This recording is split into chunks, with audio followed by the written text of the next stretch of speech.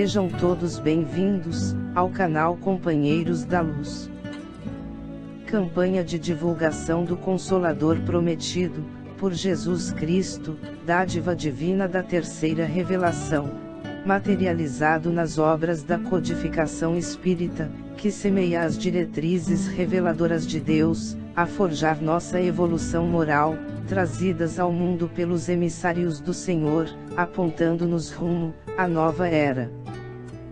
Leitura-estudo da primeira obra básica da codificação espírita, publicada em 1857, em Paris, França, intitulada O Livro dos Espíritos, conteúdo de revelação, extrato de respostas ditadas a diversos médiuns, pela espiritualidade superior, quando inquirida por Allan Kardec. Exame da quarta parte, denominada Esperanças e Consolações. Perguntas de números 965 e 982, do capítulo 2, Penas e Gozos Futuros.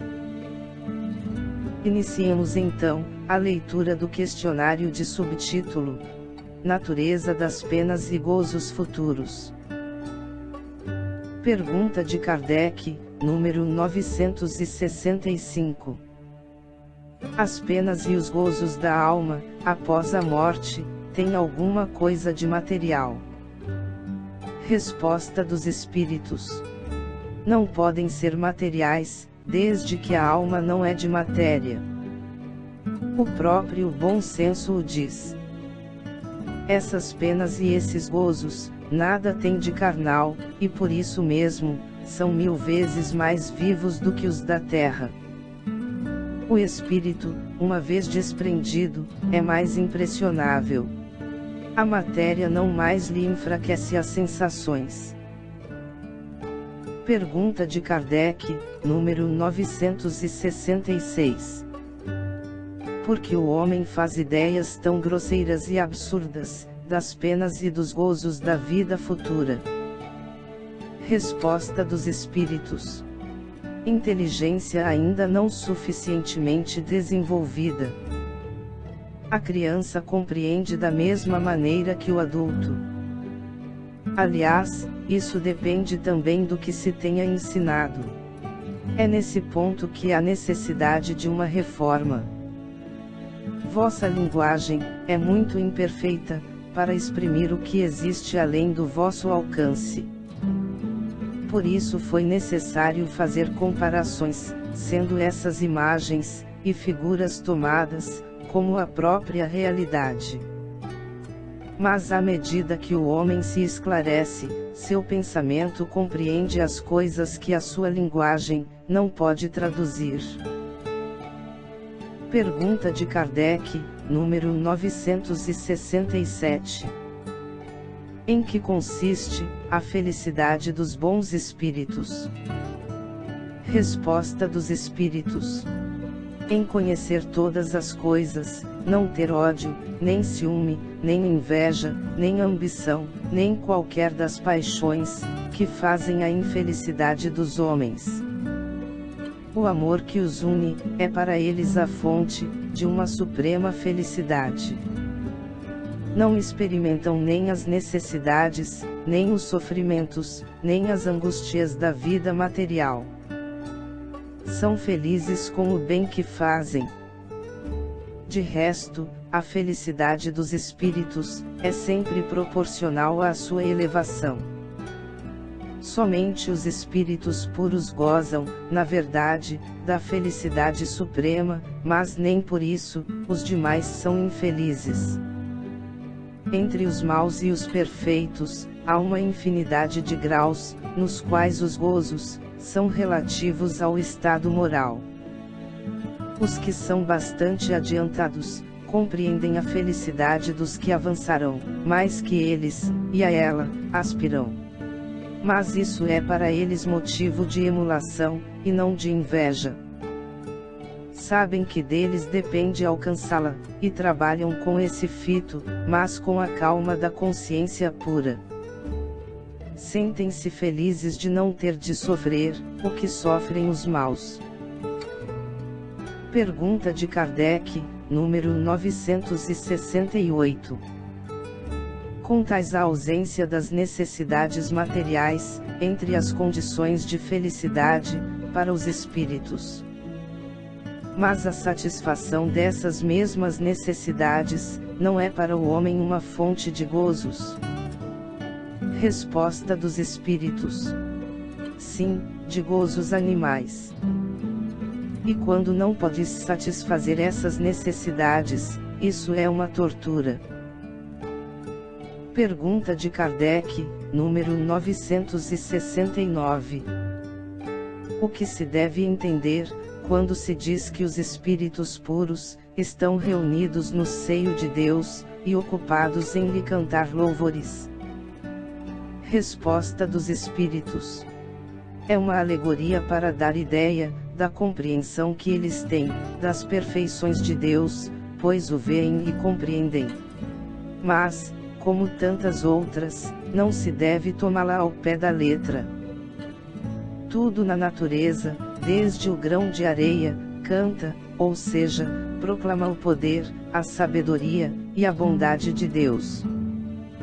Mas não penseis que os espíritos bem-aventurados, estejam em contemplação na eternidade.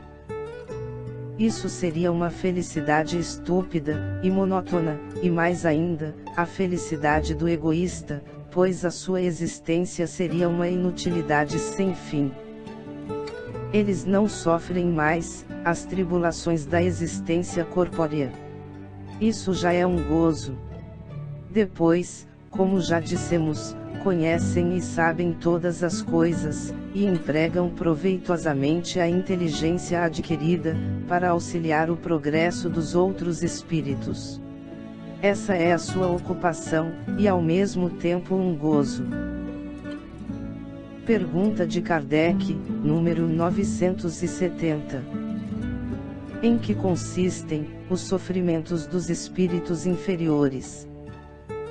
Resposta dos espíritos: são tão variados quanto as causas que os produzem, e proporcionais ao grau de inferioridade, como os gozos são proporcionais ao grau de superioridade.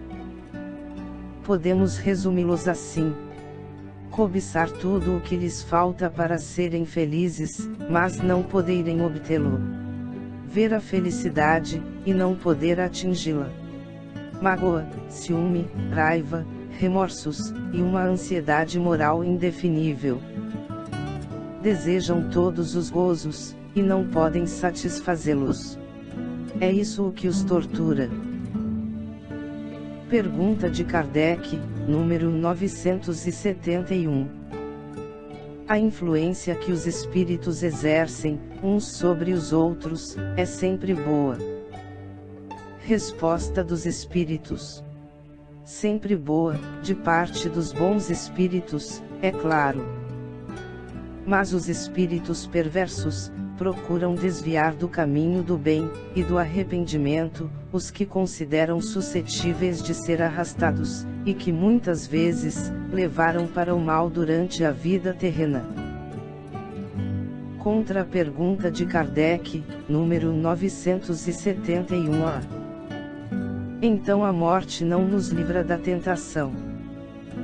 Resposta dos espíritos: não, mas a ação dos maus espíritos, é muito menor sobre outros espíritos, do que sobre os homens, pois aqueles não estão sujeitos às paixões materiais. Pergunta de Kardec, número 972. Como procedem os maus espíritos para tentar os outros espíritos, se não dispõem do auxílio das paixões? Resposta dos espíritos: se as paixões não existem materialmente, existem, entretanto, no pensamento dos espíritos atrasados.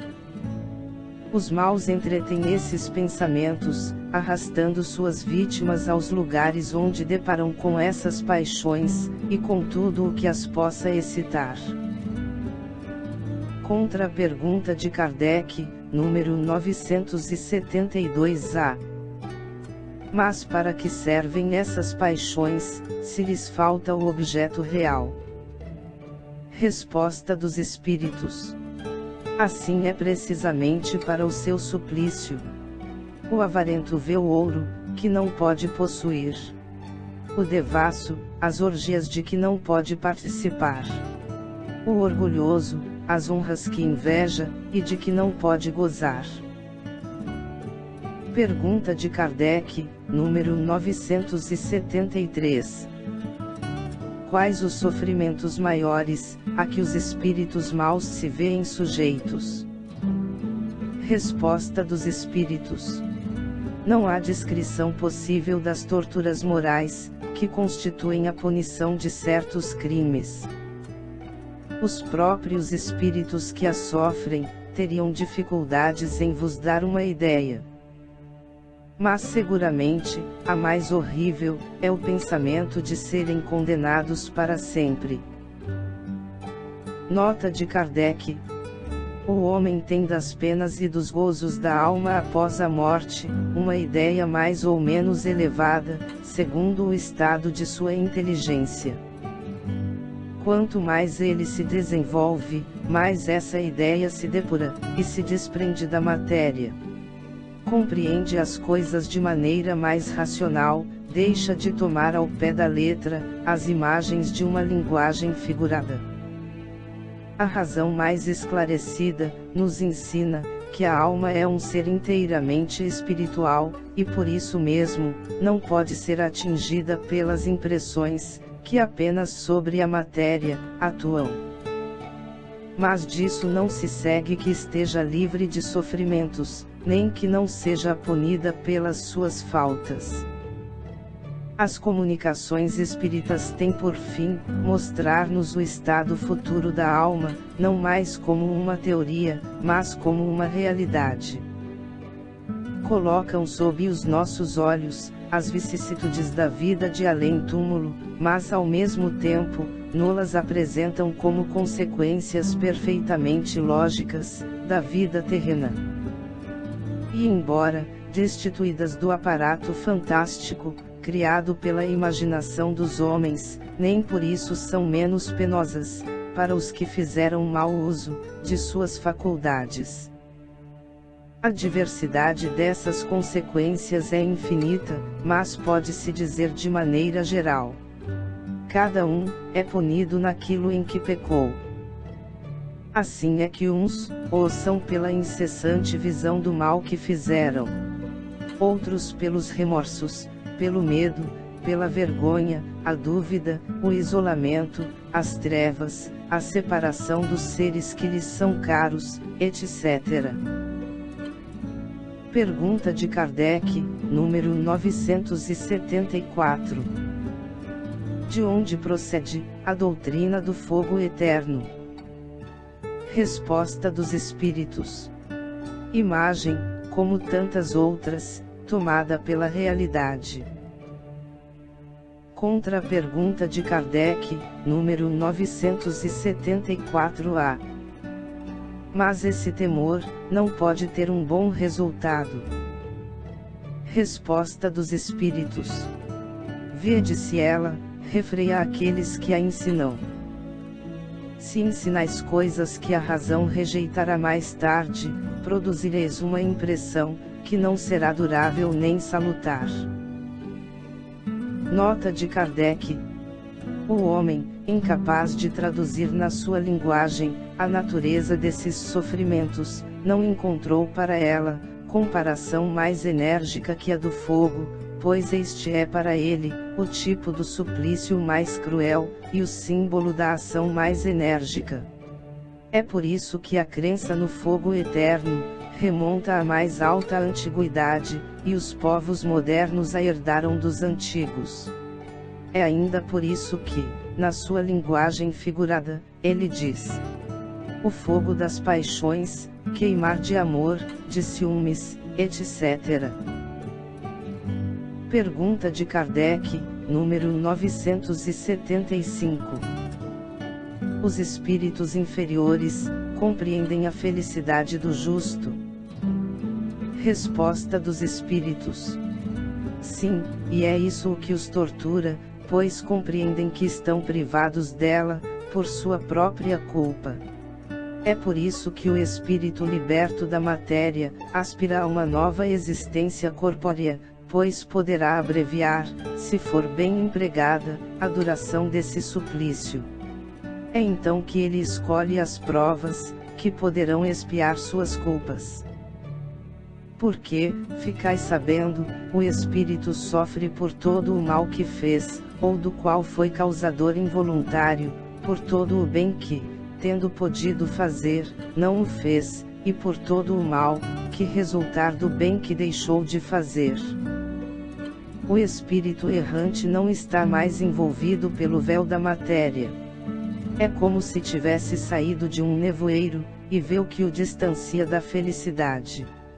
Então sofre ainda mais, porque compreende quanto é culpado. Para ele não existe mais a ilusão.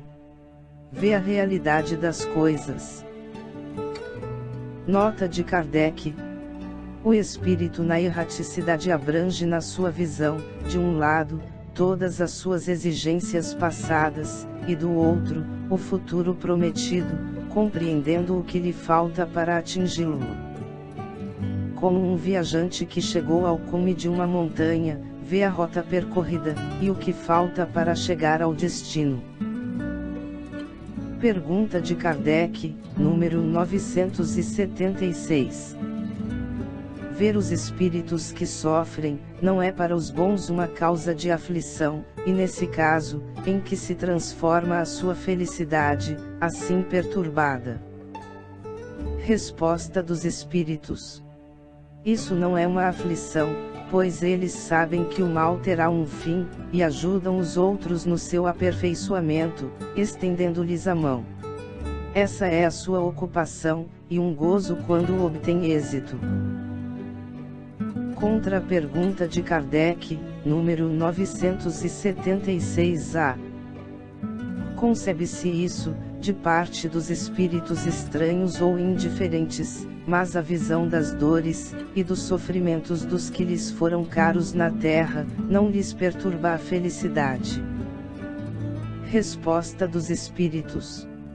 Se eles não vissem esses sofrimentos, seriam estranhos após a morte. Ora, a religião vos diz que as almas vos veem, mas consideram as vossas aflições de outro ponto de vista, pois sabem que os vossos sofrimentos são úteis para o vosso adiantamento, desde que os suporteis com resignação. Eles se afligem mais, com a falta de coragem que vos atrasa, do que com os sofrimentos que sabem ser passageiros. Pergunta de Kardec, número 977. Os espíritos não podendo ocultar-se reciprocamente os pensamentos, e todos os atos da vida sendo conhecidos, segue-se que o culpado está sempre na presença da vítima. Resposta dos espíritos. Isso não pode ser de outra maneira, diz o bom senso. Contra a pergunta de Kardec, número 977-A. Essa revelação de todos os atos repreensíveis, e a presença constante das vítimas, serão um castigo para o culpado. Resposta dos espíritos. Maior do que se pensa, mas somente até que ele tenha expiado suas culpas, seja como espírito, seja como homem em novas existências corpóreas. Nota de Kardec. Quando estivermos no mundo dos espíritos, todo o nosso passado estando descoberto, o bem e o mal que tivermos feito, serão igualmente conhecidos. Em vão, aquele que fez o mal, tentará escapar à visão de suas vítimas. Sua presença inevitável será para ele um castigo, e um remorso incessante, até que tenha expiado os seus erros. O homem de bem, pelo contrário, só encontrará por toda parte, olhares amigos e benevolentes. Para o mal, não há maior tormento na terra, do que a presença de suas vítimas. É por isso que ele sempre as evita. Que será dele quando, dissipada a ilusão das paixões, compreender o mal que praticou, vendo os seus atos mais secretos revelados, sua hipocrisia desmascarada, e sem poder afastá-los da sua vista? Enquanto a alma do homem perverso é presa da vergonha, do pesar e do remorso, a do justo goza de perfeita serenidade. Pergunta de Kardec, número 978. A recordação das faltas que a alma tenha cometido, quando ainda imperfeita, não perturba a sua felicidade, mesmo depois que ela se depurou? Resposta dos Espíritos: não, porque ela resgatou as suas faltas, e saiu vitoriosa das provas, a que se submeteu com esse fim. Pergunta de Kardec, número 979. As provas que ainda terá de sofrer, para terminar a sua purificação, não são uma preocupação penosa, que perturba a sua felicidade. Resposta dos Espíritos: para a alma que ainda permanece imaculada, sim. É por isso que ela não pode gozar de uma felicidade perfeita, senão quando estiver inteiramente pura. Mas para aquela que já se elevou, o pensamento das provas por que ainda tem de passar, nada tem de penoso. Nota de Kardec: a alma que chegou a um certo grau de pureza, goza a felicidade. Um sentimento de doce satisfação a envolve. Sente-se feliz com tudo, o que vê, e que a rodeia. O véu se eleva, para ela, descobrindo os mistérios, e as maravilhas da criação, e as perfeições divinas se mostram, em todo o seu esplendor. Pergunta de Kardec, número 980. O laço de simpatia que une os espíritos da mesma ordem, é para eles um motivo de felicidade. Resposta dos Espíritos: a união dos espíritos que simpatizam pelo bem, é para eles um dos maiores gozos, porque não temem ver essa união perturbada pelo egoísmo. Eles formam, no mundo inteiramente espiritual, as famílias do mesmo sentimento. É nisso que consiste a felicidade espiritual, como em teu mundo, os homens se agrupam em categorias, e gozam de um certo prazer quando se reúnem. A afeição pura e sincera, que provam, e de que são objeto, é um motivo de felicidade, pois lá, não há falsos amigos nem hipócritas. Nota de Kardec: o homem goza as primícias dessa felicidade, sobre a terra, quando encontra almas com as quais pode confundir-se, numa união pura e santa. Numa vida mais depurada, esse prazer será inefável e sem limites, porque ele só encontrará almas simpáticas, que o egoísmo não tornou indiferentes. Pois tudo é amor, na natureza. O egoísmo é que o aniquila. Pergunta de Kardec, número 981. A diferença, para o estado futuro do espírito, entre aquele que temia a morte, e aquele que a via com indiferença, e até mesmo com alegria. Resposta dos Espíritos: a diferença pode ser grande, entretanto, ela em geral se apaga, ante as causas que produzem esse medo ou esse desejo. Quem a teme, ou quem a deseja, pode ser impulsionado por sentimentos muito diversos, e são esses sentimentos, que vão influir no estado futuro do espírito. É evidente, por exemplo, que aquele que deseja a morte, unicamente por ver na mesma o fim das tribulações, de certa maneira se queixa das provas, que deve sofrer. Pergunta de Kardec, número 982. É necessário fazer profissão de fé no Espiritismo, e crer nas manifestações, para assegurar nossa sorte na vida futura. Resposta dos Espíritos: se assim fosse, todos os que não creem, ou que não puderam esclarecer-se, seriam deserdados, o que é absurdo. É o bem que assegura a sorte no futuro. Ora, o bem é sempre o bem, qualquer que seja a via que a ele conduz. Nota de Kardec: a crença no Espiritismo ajuda o homem a melhorar-se, ao fixar-lhe as ideias sobre determinados pontos do futuro. Ela apressa o adiantamento dos indivíduos e das massas, porque permite considerarmos o que seremos um dia. É, pois, um ponto de apoio, uma luz que nos guia. O Espiritismo ensina a suportar as provas com paciência e resignação, desvia o homem da prática dos atos que podem retardar-lhe a felicidade futura, e é assim que contribui para a sua felicidade. Mas nunca se disse que sem ele não se possa atingi-la. Chegamos ao final da leitura deste questionário. Não percam a leitura do próximo, de subtítulo: Penas temporais.